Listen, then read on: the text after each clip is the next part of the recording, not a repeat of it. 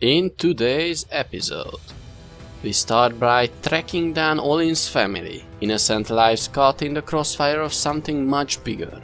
From there we dig into the truth behind Ersa's fate, uncovering betrayal where we last expected it. But the danger doesn't stop there.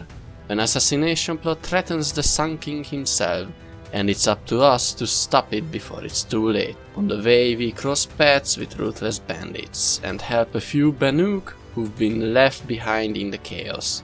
And finally, we turn our gaze north, into the unknown, where the real secrets are buried, and where the stakes are higher than ever. Hi everyone, I'm BennyH, and I'm back online. Let's continue our journey to get that beautiful achievement. As you know from the previous episode, Olin's family is being held captive somewhere out in the desert, and if you didn't watch the first two parts, I'll leave a link in the description below. Turns out, Olin had been scouting this camp for a while. He suggested a few ways to get in and even offered to help, which I gladly accepted. I know he did some terrible things, but thankfully Aloy believes in second chances at least. I hope she does. Anyway, once we cleared out the Eclipse soldiers, Olin was finally reunited with his long-lost wife and daughter. He thanked us and kind of pledged allegiance to Aloy, but she let him walk free. Next up, the Palace of the Sun, where Aloy and Eren agreed to meet. It turned out Ersa wasn't quite as dead as we thought. King Avad immediately launched a search party to dig up any useful leads. Our trail led us to Plitchcliff, one Oseram village, and a guy named Derval. Now, Derval hated the Mad Sun King. He even tried to ally Avad, but after Derval attempted to massacre all of Meridian, that partnership kinda fell apart, let's just say that. Now he's basically waging his own war against the Oseram tribes. We had a spy in Pitchcliff, of course we found him dead, but not before he drew a map with his own blood. On the way to Derval's camp, I ran into this guy who really wanted to talk, but he was bugged out. And I tried to debug him, but it didn't work. At the camp there were a bunch of machines tied down. I thought, hey, great! I'll override them and use them to my advantage. Yeah, that didn't go as planned, so just let's move on. Let's just move on. There were many enemies everywhere, but with the help of the Vanguard and some machines we could use, eventually we broke through. We found Ersa, alive but barely. They tortured her so badly, there was no chance she'd make it.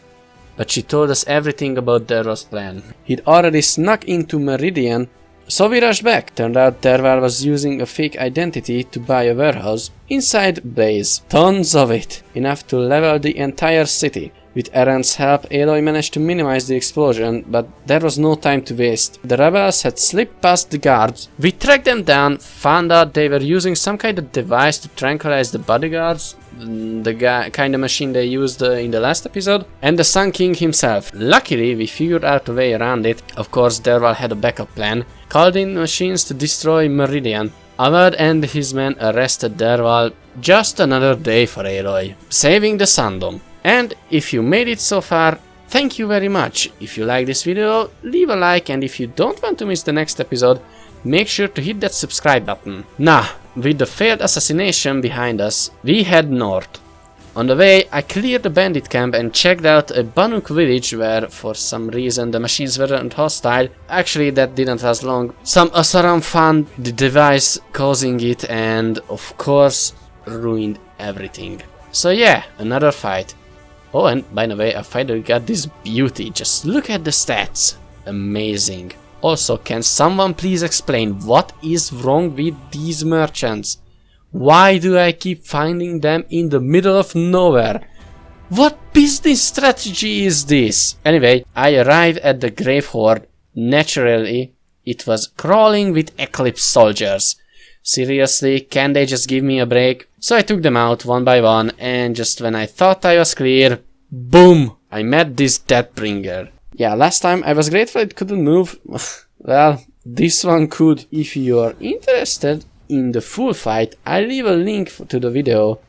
It was intense. Yeah, it was such a great fight. Once I reached the core of the base, what I found was both magnificent and terrifying. Operation Enduring Victory. The good news? We know where to go next. The Utah Orbital Launch Base. The bad news?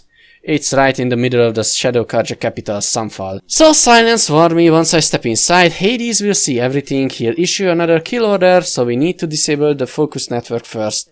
It won't be easy, but luckily Silence knows exactly what to do. Oh, and before I forget, I cleared all the bandit camps and finally got that achievement. I didn't even realize I was missing it. And Neil, well, he wanted a duel after that. I refused, still, fun detail. So, thank you very much for watching, hope to see you in the next episode. Benny H out.